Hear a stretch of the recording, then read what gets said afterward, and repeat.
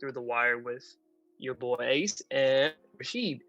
For today's video, we're going to be talking about how Russell Westbrook is already on the trade block with the Houston Rockets, and it seems pretty early. What do you think about that, Rashid? I mean, yeah, bro. Like I said in the last video when we talked about the trade rumor about James Harden, the experiment didn't work.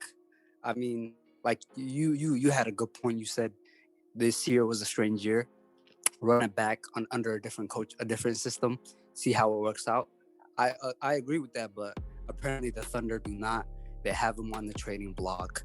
It's pretty interesting. The teams that he's linked with, one a contender with the Clippers, and then just a random connection to the New York Knicks.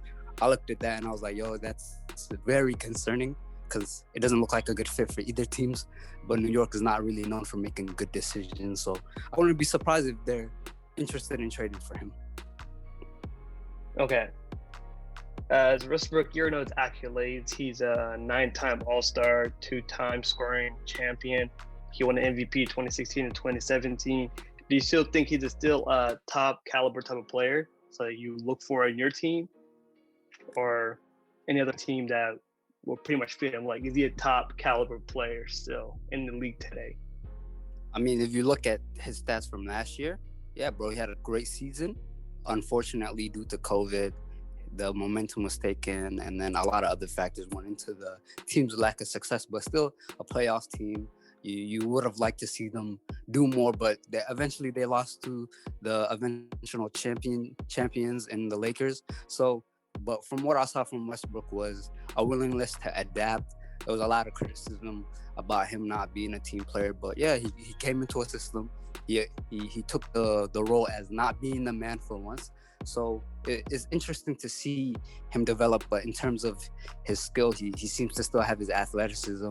I think his decision making is still fairly questionable. It's up and down, but that's due to how coaches, I feel like, play him. I feel like he's not a natural point guard, probably more effective as a shooting guard, giving them the range to score, and then just allow them. I think Houston did a good job of using him, having him attack the paint, and then just dishing if he drew the double. But yeah, I think at 32, he still has it. Okay. The teams already proposed, like the Clippers and the Knicks. So how do you think he would fit in those two teams? And like, how would he be used?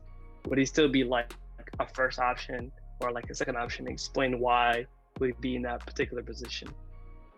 So looking at the Clippers, at first I looked at it and it didn't make any sense to me. We already saw him and Paul George play together. That failed miserably, and I was like, I don't want to see that again. And then I thought about it. I sat on it for a while, and I actually think is a good move if they do get it, because Westbrook has shown to adapt.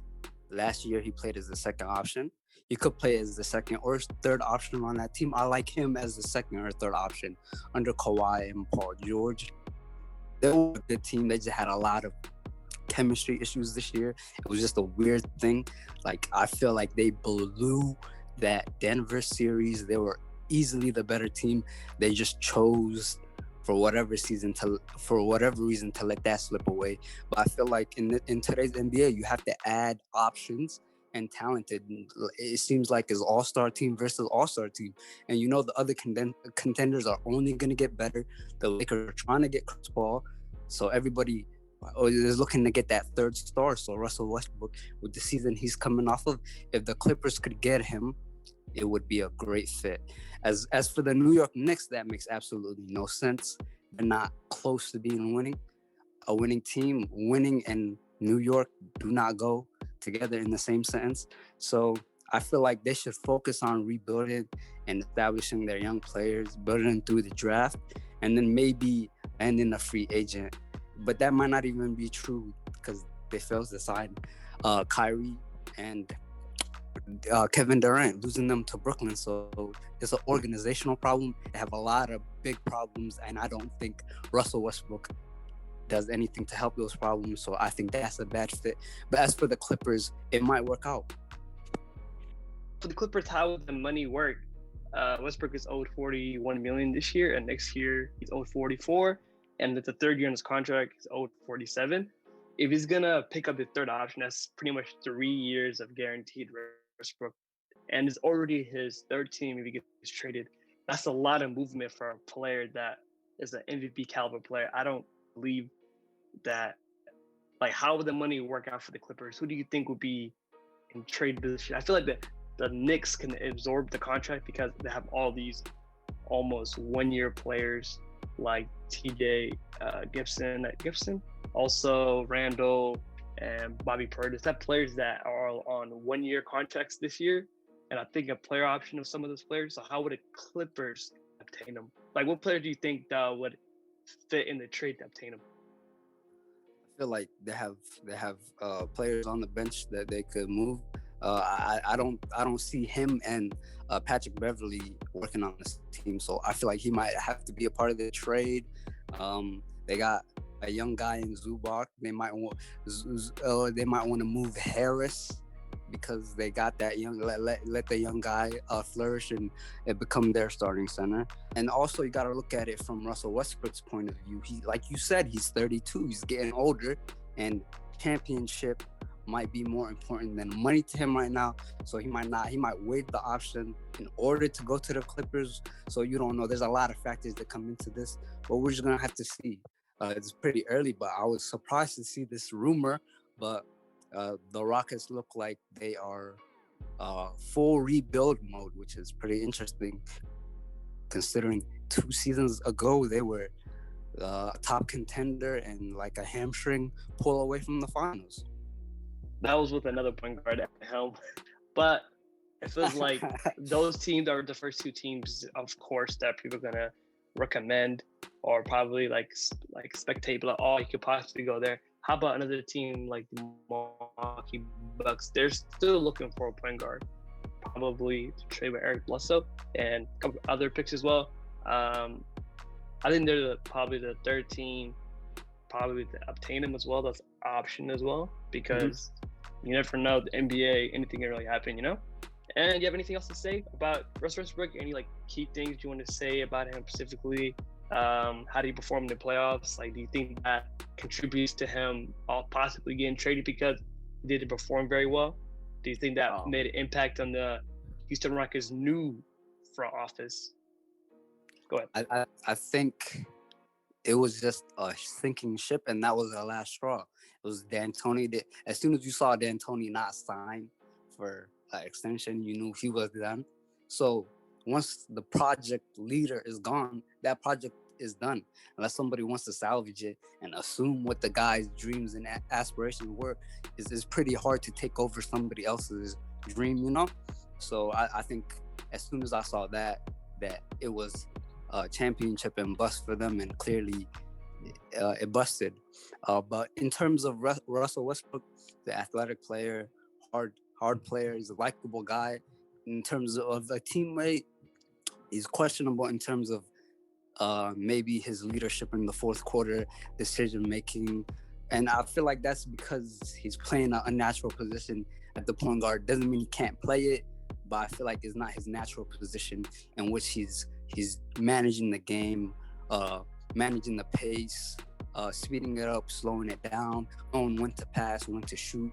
So I feel like as a 2 guard or as a third option on a team like the Clippers, he doesn't have that responsibility. Paul George can play make, Kawhi can play make. They have Williams that can play make. So he is not all on him, especially fourth quarter.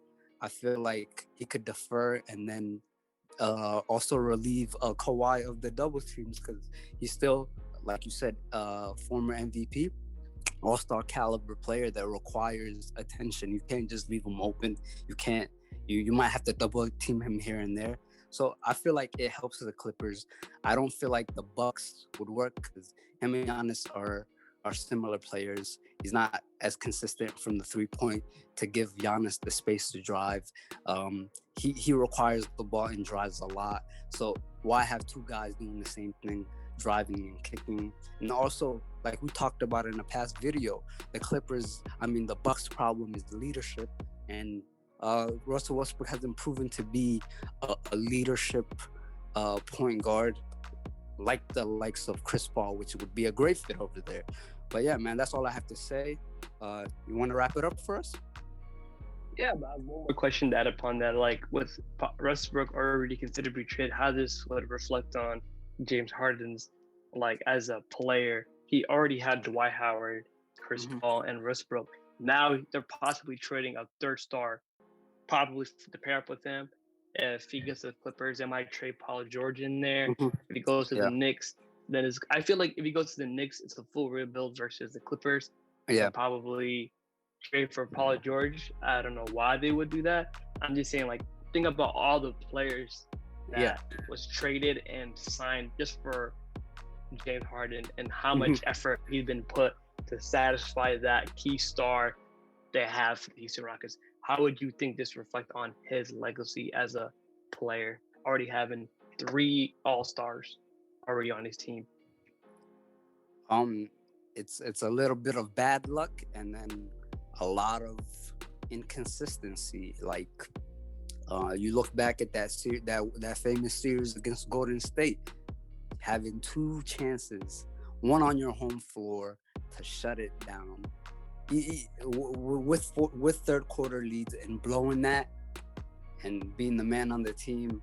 Like, the stars will take, like, the secondary stars will take you far enough, but then you have to do what the Kevin Durant's of the world, LeBron James of the world, and the Kawhis of the world do, which is, okay, I'm taking my team home. We go into the promised land. And James Harden hasn't proven to do that, and it's unfortunate considering the stars that he's had and the run he's had in Houston. But it's looking like that run is coming to an end, and the trade to Philly is looking more likely, since now that we're hearing that Russell Westbrook is also on the trading block. Do you think if they trade everyone, they still make the playoffs as their current roster is? If they get rid of James Harden and Westbrook, then it's gonna go like full rebuild and everything? I don't think if they trade both James Harden and Russell Westbrook, I don't see them being a playoff team. The West is just too deep, too competitive. So I don't see them. I feel like they lose too much, especially in scoring power and playmaking. I don't see where they come up with that. Maybe if they get some good pieces back, and for them, like you said, do you really want a Paul George type player? He's also old, so it's like, if you gotta commit. And I feel like the Rockets know this. There's no point in being a mediocre playoff team. It's either be a contender or be a lottery team at this point in the NBA. Being mediocre, you don't get rewarded. So I don't see them even trying to. I feel like they're gonna get rid of the pieces and then focus on draft picks and young stars and emerging, role players, and just looking to optimize their cap space. Look to sign a good star in 2024. In 2022, right? Yeah, 2020, the summer of 2022, where there's a lot of good free agents on the market. And then, maybe get a good draft pick that helps them build for the future. But I feel like their run with James Harden has come to an end. Okay, that was the last point I want to really get across and talk about. That's the last thing you want to say, right? Oh, correct. Okay, that's all we're going to be talking about today's video. Hope you guys enjoyed. Leave a like and comment, and if you have any other things you guys want to say, or you don't agree with me or Rashid, let us know. And on that note, leave a like and subscribe.